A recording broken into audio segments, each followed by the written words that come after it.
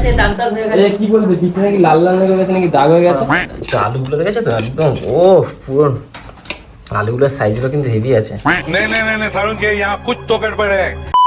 So hello everyone, আজকে কিন্তু আবার অনেক দিন পর আজকে আবার একটা ব্লগ নিয়ে এসেছি। কারণ দেখো সকাল সকাল ঘুম থেকে উঠে চলে গেছিলাম এই যে পেঁয়াজ গুঁড়ো দুধ এগুলো আনতে। কারণ এই প্রথম বাড়িতে আমরা মানে বলতে পারো যে বিরিয়ানি, ওটা আমার সব থেকে ফেভারিট খাবার। তো ওটাকে আজকে ট্রাই করবো, কারণ আমার পিসির ছেলেও এসছে।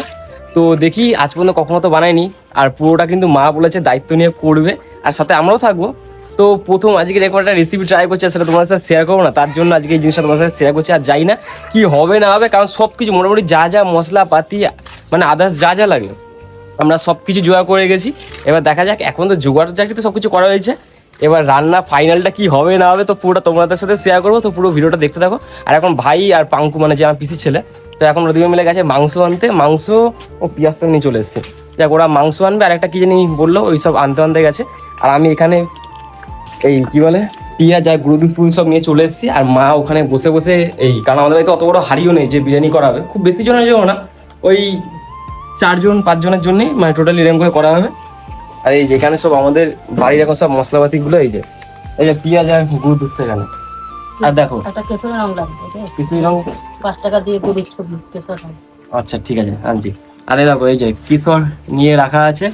আর এটা হচ্ছে কি মিঠা আতর, মানে এভরিথিং যা যা লাগে সবকিছু নিয়ে আসে। আর এখানে এই যে গোলাপ জল আর তো কেন গোলাপ জল তুমি নিয়ে এসলে না? হ্যাঁ বের করেছিস তুই? না বার করিনি, ওই তো যাই ওকে দেখো। আর এখানে দেখো বিরিয়ানি মশলা গুঁড়ো করা আছে। আর বিরিয়ানি মশলা কি এভারেস্ট ওটা নিয়ে আসবো নাকি? কি একটা পাওয়া যায় 10 টাকা দামে বললো। আমি তো গুঁড়ো করি, আর লাগবে? ও ওটা গুঁড়ো করে দিয়েছে, তাহলে ঠিক আছে। এই একদম সব গুঁড়ো করে করা হয়েছে। তো চলো ভাই ফাই আসুক, তারপর আবার কি কি করছি প্রতিটা স্টেপ বাই স্টেপ তোমাদের সাথে শেয়ার করবো। আর জানি না কি হচ্ছে না হচ্ছে, আর খেতে কেমন হবে সেটা তোমার সাথে শেয়ার করবো। তো চলো। ও বাবা আবার বৃষ্টি চলে আসলো বাইরে। ঠিক আছে তো চলো আবার বাকি ভিডিওটা আবার একটু কন্টিনিউ করছি। আর আজকে আর একটা জিনিস করবো, সেটা তোমার সাথে শেয়ার করবো, কি করছি না করছি বলছি, ওয়েট। তো তোমরা তো এখানে দেখতে পাচ্ছ যে এগুলো কিন্তু সব কিছু মাই নিয়ে এসছে, মানে এই গোলাপ জল আতর তারপর কেশর এগুলো সব কটাই। কারণ অনেকদিন আগে রিয়া একবার বলেছিল যে বাড়িতে একদিন বিরিয়ানি বানাবে, তার জন্যই কিন্তু মা এগুলো অনেকদিন আগে থেকে যোগাযোগটি করছিল। তো যাই হোক আজকে বিরিয়ানি করা হচ্ছে, কিন্তু আজকে তো রিয়া নেই। তো এখানে দেখতে দেখতে ভাই আর পাঙ্কু মিলে এখান থেকে মাংস আর ঘি নিয়ে চলে এসেছে। তো এগুলি তোমাদেরকে দেখাচ্ছে না। তারপরে এইখান থেকে মাংসটাকে ম্যারিনেট করে, মানে এগুলো সব যাবতীয় যা কাজ এগুলো কিন্তু সব কিছু মাই করছিল, আর সাথে বাবাও হেল্প করছিল। আমার যেহেতু আর একটা কাজ ছিল তার জন্য আমি এখানে চাইলেও আসতে পারিনি। তো যাই হোক মাও কখনো করেনি, এটাই তার প্রথম ট্রাই। তো দেখা যাক আজকে কি কি হয়, সব কিছু তোমার সাথে সব পুরোটা শেয়ার করবো। তো এখন বিরিয়ানি তো সব মানে প্রস্তুতি ওইদিকে চলছে, মা বাবা ভাই তো এখনো কোনো কিছু করেনি, গাড়ি ফাড়ি ঢুকছিল। আর তোমাদের একটা কথা বলি, যেটার জন্য তোমাদের বলছেন যে একটা জিনিস আছে, সেটা হচ্ছে আমার একটা বন্ধু কাপিং থেরাপি শিখেছে, ঠিক আছে? তো ওইটাই ও এখন আমার উপর ট্রাই করবে বলে নিয়ে এসছে। যাই না দেখি জিনিসটা দেখি, এই যে কাপ দেখি, এগুলো নাকি কাপ, যে এইগুলো নিয়ে নাকি কাপিং থেরাপি করবে। আমি তো ভাই যাই না, আমাকে কেন নাম হচ্ছে যে বালিকা বাঁকড়া বানাচ্ছে। দেখা যাক কি হয় না হয়। তো তোমার সাথে পুরোটা শেয়ার করবো, কি কারণ এটা আমার পুরোপুরি একদম বলতে হয় যে প্রথম একটা মানে এক্সপিরিয়েন্স, যে কিরকম কি হয় না হয়। বলছে নাকি কি তেল ফেল মেঘে পিঠে। তো যাই হোক সব কিছু তোমার সাথে শেয়ার করবো। আজকে ভিডিওটা বেশ ভালো মজাদারই হবে। কই গেলি রে? চলো বাকি ভিডিও তোমার সাথে সব কিছু শেয়ার করছি। তো আমার কিন্তু এই বন্ধুটা কিন্তু এই কাপিং থেরাপিটা একদমই নতুন শিখেছিল। তো আমাকে আগের দিন কেউ রাতেবেলা ফোন করেই বলেছিল যে তোর উপর এরকম ট্রাই করবো। আমি তো ফার্স্টে শুনে বলেছিলাম যে না, কারণ আমি যা ভিডিও দেখেছি এরকম লাল লাল দাগ হয়ে যায়, আর আমার তো হেবি ভয় লাগে যে হয়তো অনেক ব্যথা ব্যথা করে। তারপর আমাকে বোঝালো যে না, এসবে নাকি ব্যথা ব্যথা নাকি করে না। আর এই বেনিফিটসগুলোও বললো যে নাকি শরীরে নাকি মাসেলগুলো নাকি রিল্যাক্স হয়, তারপরে আমাদের শরীরের যে ব্লাড সার্কুলেশনটা থাকে না, ওটাও নাকি অনেক ঠিকঠাক হয়। তো আমি ভাবলাম যে ঠিক আছে তাহলে বিশ্বাস করাই যেতে পারে, কারণ ও তো এমনিতে এগুলো পারে, কারণ ও এমনিতে ফিজিওথেরাপিস্ট। তো আমিও যে আজকে এইসব কিছু যে করবো এগুলো কিন্তু আমি বাড়িতে কাউকে কিচ্ছু জানাইনি, কারণ আমিও দেখতে চাইছিলাম যে মা বাবার রিয়াকশানটা ঠিক কী হয় এগুলোকে দেখে।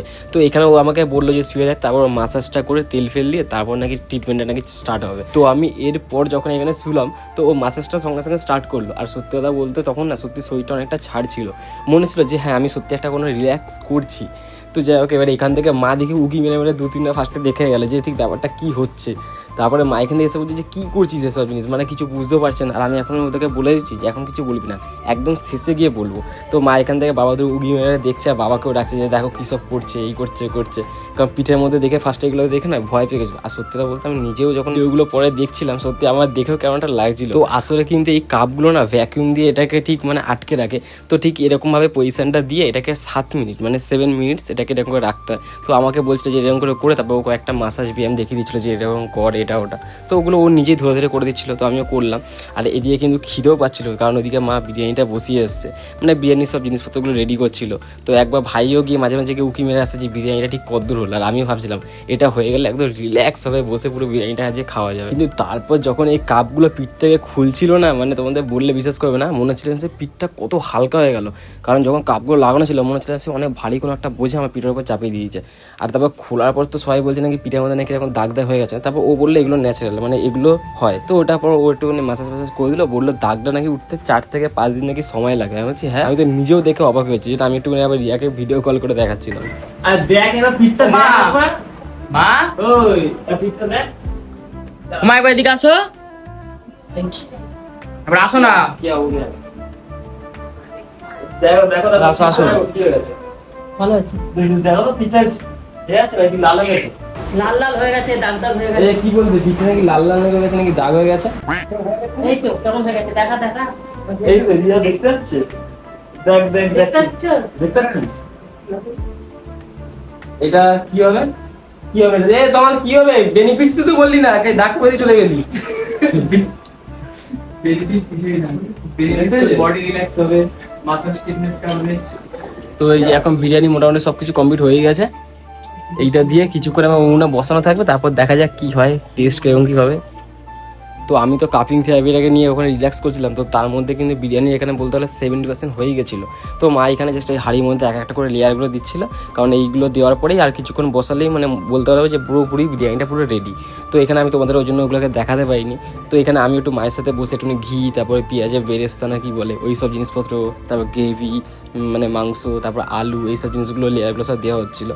তো আমি একটু বসে করছিলাম। আর এইটা বসানোর পর কিন্তু জাস্ট হার্ডলি 15 থেকে 20 মিনিট খালি রাখবো উনুনের মধ্যে চাপা চুপা দিয়ে, তারপরে কিন্তু আমাদের বিরিয়ানিটা পুরোপুরি রেডি হয়ে যাবে। যেহেতু এই বিরিয়ানিটা বানানোর প্ল্যান একদম প্রথম থেকে রিয়ার ছিল, তাই আজকে ওকে খুব মিস করছিলাম, কারণ ও যদি থাকতো এখানে মায়ের সাথে হেল্প করে দিয়ে ও কিন্তু বিরিয়ানিটা করতে পারতো। তো যাই হোক, সবসময় তো হয় না, আবার কোনো দিন ওকে আমি মানে করে খাওয়াবো, আমি মানে করে তো খাওয়াবো না, হয়তো ওকে কিনে নিয়ে এসে খাওয়াবো, বা না হলে বলবো যে তুমি করো। তো যাই হোক, এই দিয়ে কিন্তু অনেকটা বেলাও হয়ে গেছে, তাই আমি আর দেরি করবো না, একবারে বিরিয়ানিটা হয়ে যাক, তারপর তোমার সাথে পুরো জিনিসটাকে শেয়ার করবো আর রিভিউটা দেবো যে আদৌ এটা বিরিয়ানি হয়েছে নাকি অন্য কিছু। তো যাই হোক, আরেকটি বাকি আছে, তোমরা পুরোটা দেখতে থাকো।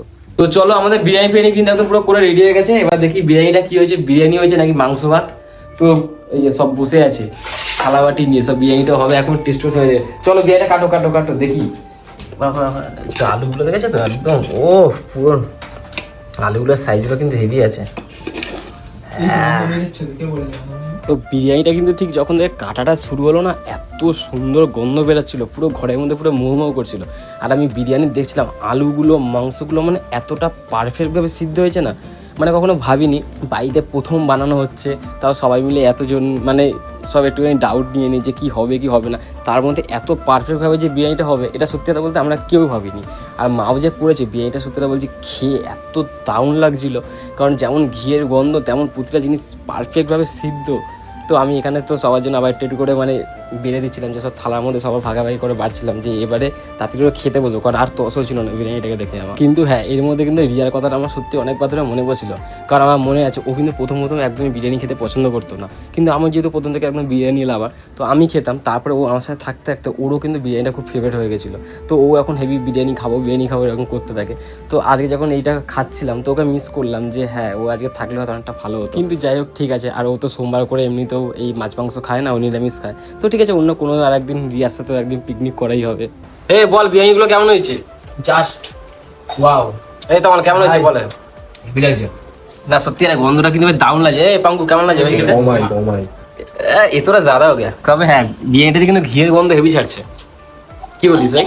একদম ওহো, আমরা হাড়ি খুলেই তো গন্ধ পেয়েছি, যে ঘিয়ের গন্ধ ছাড়ছে।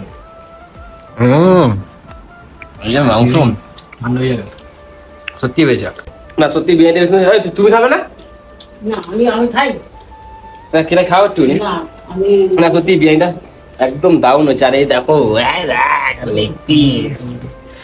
যাই হোক, না বিরিয়ানিটা সত্যি খুব সুন্দর হয়েছে। আমি ভাবতে যে প্রথম বিরিয়ানিটা এত সুন্দর হয় বলে। ঠিক আছে, কি লাগে বল? তো চলো, ভিডিওটা আজকে এইটুকু ছিল, প্রথম বিরিয়ানি বানালাম, তাই ভাবলাম তোমার সাথেও শেয়ার করি। তো সত্যি কথা বলতে মানে বেশিরভাগ জিনিসপত্র যেহেতু মা যেহেতু ক্যাটারিং এর কাজ করে, আর তার বেশিরভাগ জিনিসপত্র মানে মাগুলো জানে, তো ওইগুলোকে সব নিয়ে এসে আগে জোগাড় করে রেখেছিল। কিন্তু আমরাও কিছু কিছু কিনে কাটে মানে যা যা দরকার ছিল ওগুলো কিনে কাটে নিয়ে আসলাম। কিন্তু বিরিয়ানিটা সত্যি দারুণ হয়েছে, দারুণ। চলো আজ ভিডিওটা বাস এইটুকুনি, দেখা হচ্ছে পরের ভিডিওতে।